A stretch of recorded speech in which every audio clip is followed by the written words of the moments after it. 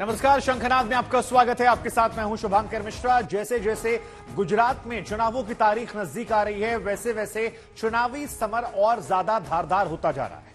सभी सियासी पार्टियां पूरी ताकत को लगाए हुए हैं, मगर बीजेपी की ओर से गुजरात को मिशन के तौर पर लिया गया है। खुद प्रधानमंत्री नरेंद्र मोदी ने मोर्चा संभाला है और प्रधानमंत्री ने अपनी जनसभा में गुजरात के सीएम की जमकर तारीफ की। साथ ही यह भी कह दिया कि नरेंद्र का रिकॉर्ड भूपेंद्र तोड़ेंगे।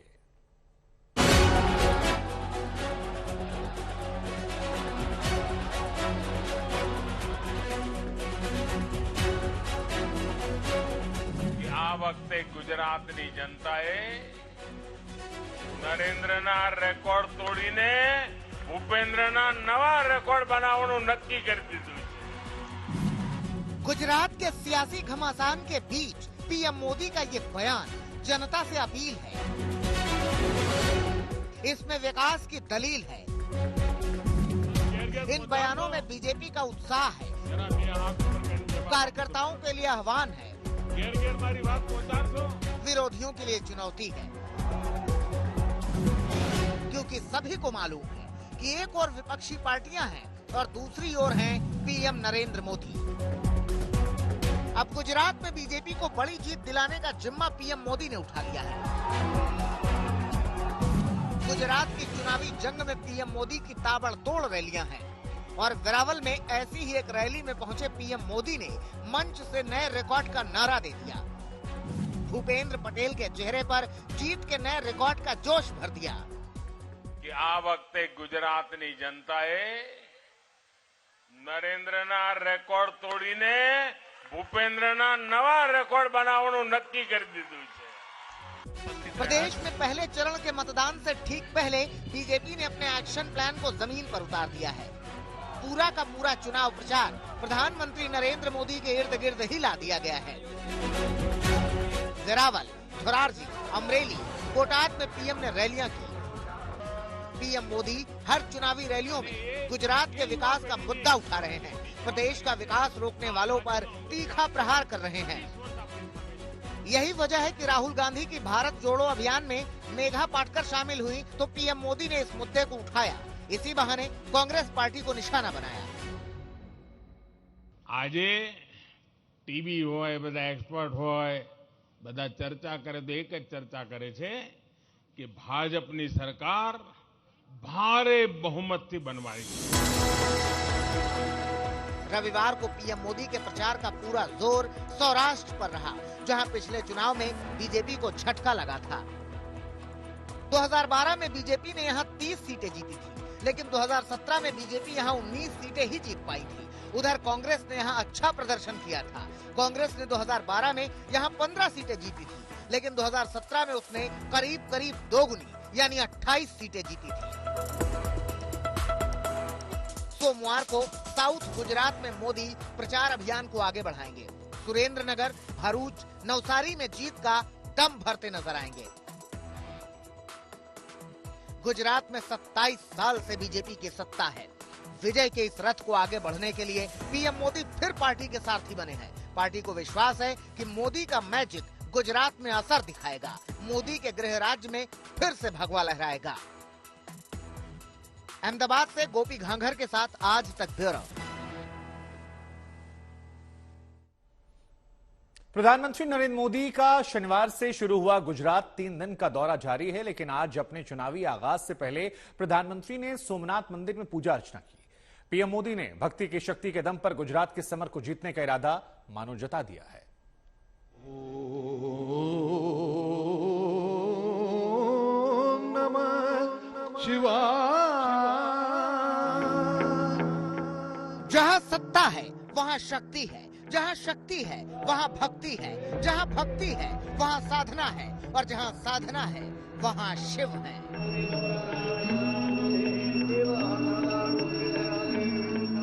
और सत्ता, शक्ति, भक्ति का हर रंग गुजरात के चुनाव में नजर आ रहा है।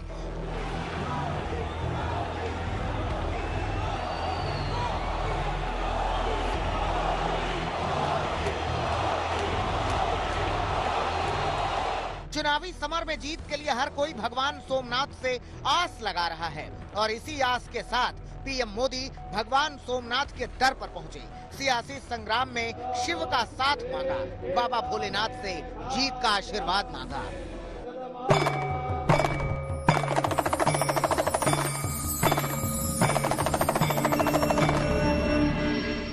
यूं तो सियासी संग्राम हो या कोई भी सफर, पीएम मोदी अपने आराध्य शिव की आराधना का कोई मौका नहीं चूकते। मिशन गुजरात पर निकले पीएम मोदी रविवार को भी वेरावल में भगवान सोमनाथ के दर पर पहुंचे और पूजा आराधना की। धुआंधार सियासी रैलियों से पहले उन्होंने भक्तिभाव से बाबा भोले का अभिषेक किया। पीएम मोदी भगवान भोले के अनन्य भक्त हैं और अक्सर कहते रहे हैं कि शिव के प्रति आस्था समय की चुनौतियों से जूझने की शक्ति देती है।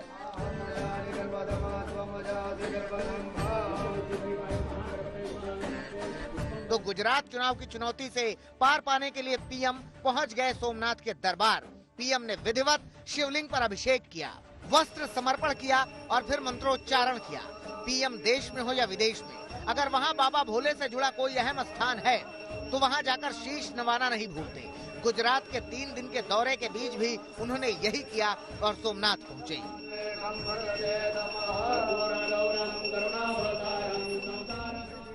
और भाजपा के लिए एक बहुत बड़ी चुनौती, क्योंकि जिस तरीके से सौराष्ट्र में कैंपेन हो रहा है गुजरात चुनाव को लेकर, उसको लेकर प्रधानमंत्री नरेंद्र मोदी अब खुद मैदान में पहुंचे हैं। उनके तमाम नेता और बड़े मुख्यमंत्री, चाहे वो अमित शाह हो या फिर उत्तर प्रदेश के योगी आदित्यनाथ हो, जिस तरीके से यहाँ पर carpet bombing Bharatiya Janata party ने शुरू कर दी है, उसमें प्रधानमंत्री नरेंद्र मोदी भी अब आगे से लीड करते हुए सौराष्ट्र में 4 जनसभाएं करने के बाद यहाँ से वो सूरत की तरफ भी जाएंगे। लेकिन दूसरी तरफ राहुल गांधी और आम आदमी पार्टी भी यहाँ पर पहुंची हुई है। राहुल गांधी आने वाले हैं 21 तारीख को। किस तरीके का मंजर गुजरात में रहेगा, लेकिन सबसे पहले प्रधानमंत्री ने की शुरुआत अपने चुनावी कैंपेन की सोमनाथ के भव्य शिव मंदिर से। सोमनाथ में पुजारियों ने पीएम का भावभीना स्वागत किया। शिव के पूजन के बाद अब मोदी ने गुजरात में जीत के लिए प्रचार अभियान बढ़ा दिया है। शिव की भक्ति से मिली शक्ति ने जीत का भरोसा जगा दिया है। सोमनाथ से मिलन शर्मा और अहमदाबाद से गोपी घांघर के साथ आज तक ब्यूरो।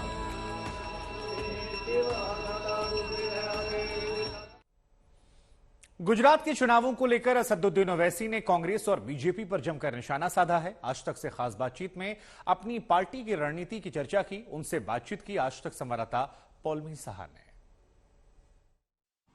हमारे साथ इस वक्त एआईएमआईएम चीफ असदुद्दीन ओवैसी है। ओवैसी साहब, आपने उतारे तो कैंडिडेट 14 थे इस इलेक्शन में, गुजरात के रह गए 13। ऐसा क्या हुआ बापूनगर में? बापूनगर में जो हमारे कैंडिडेट थे, जिनके लिए मैंने एक सभा भी की उनकी सपोर्ट में, और उसके बाद कल दोपहर में हमको ये खबर मिली कि कांग्रेस पार्टी के कैंडिडेट ने उनको उनके जमीर को खरीद लिया और वो उसके फौरन बाद कांग्रेस पार्टी में शामिल हो चुके हैं। तो इससे आप अंदाजा लगाइए कि कांग्रेस पार्टी अपने को बेचती भी है और खरीदती भी है लोगों को। तो ये उनका मकसद रहा है और आज इन्होंने एक कैंडिडेट को खरीदा है और कल हो सकता है कि भाजपा के सामने जाकर ये घुटने टेक देंगे। तो यही कांग्रेस पार्टी का ये जो बड़े बड़े बुलंदबांग दावे सब झूठे हैं। 27 साल से वो बीजेपी को इसलिए नहीं हरा पा रहे क्योंकि वो जो बोलते हैं वो अमल नहीं करते, प्रैक्टिस नहीं करते। इनमें और बीजेपी में कोई फर्क नहीं है। ये किसी भी हद तक जा सकते हैं और कुछ भी करेंगे। आप एक बहुत ही सीरियस चार्ज लगा रहे हैं। आप कह रहे हैं कि कांग्रेस पार्टी ने आपके कैंडिडेट को खरीद लिया, फिर वो वही कहेंगे कि शायद इस चार्ज को झुटला दे, पर वही कहेंगे कि आप एक तरह से उनका वोट बैंक काट रहे थे। अरे मैं काट नहीं रहा था, मैं जमहूरियत में इलेक्शन लड़ रहा था। मैं तो वहां पर जाकर बापूनगर की जनता के सामने उनसे अपील किया इस कैंडिडेट के बारे में। 10,000 से ज्यादा लोग उस पब्लिक मीटिंग में आए थे और मुझे शर्मिंदगी इस बात की है कि मैं खुद गया वहां पर, उसके बाद ये शख्स जो है अपने जमीर को बेच देता है। तो कांग्रेस पार्टी ये दावे करना छोड़ दें कि ट्रांसपेरेंसी, प्रोबिटी और हम बीजेपी की तरह नहीं है। आप में बीजेपी में कोई फर्क नहीं है। पर बीजेपी का जो बी टीम आपको कहा जाता है, पर आपने इस मामले को उठाया, फॉर इंस्टेंस कि बिल्किस बानो के केस में, जैसे कि आपका कहना है कि जो गोधरा जेल एडवाइजरी कमेटी में जो थे, जिन्होंने कॉन्विक्ट्स को रिमिशन की इजाजत दी, वो अब बीजेपी के कैंडिडेट हैं। बिल्कुल, मैं तो यही कह रहा हूं, बीजेपी चुनाव जीतने के लिए कुछ भी करेगी। बीजेपी ओपनली हिंदुत्व आइडियोलॉजी को फॉलो कर रही है। बीजेपी इस देश में मुसलमानों को पॉलिटिक्स से इनविजिबल कर दिया, बल्कि उनको गायब कर दिया। बीजेपी जो मुसलमानों को पॉलिटिकल लैंडस्केप से जो मुसलमानों को गायब कर दिया, वही नक्शे कदम पर कांग्रेस हो या दिल्ली के मुख्यमंत्री की पार्टी हो, समाजवादी आरजेडी कर रही है।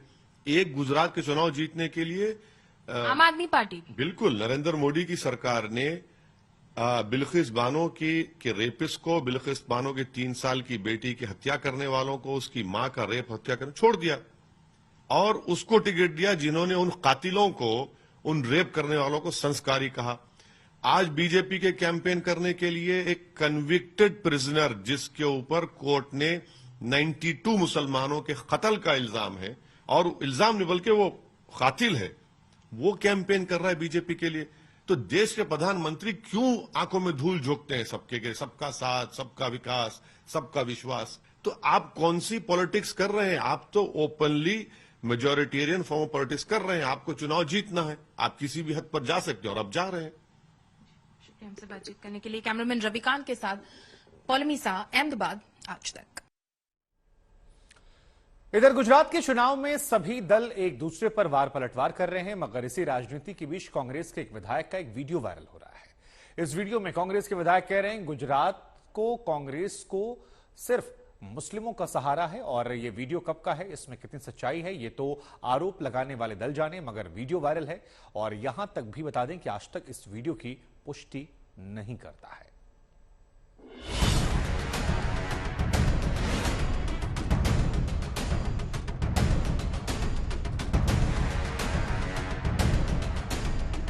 देश ने मात्र बचाई सके तो मुस्लिम समाज बचाई सके।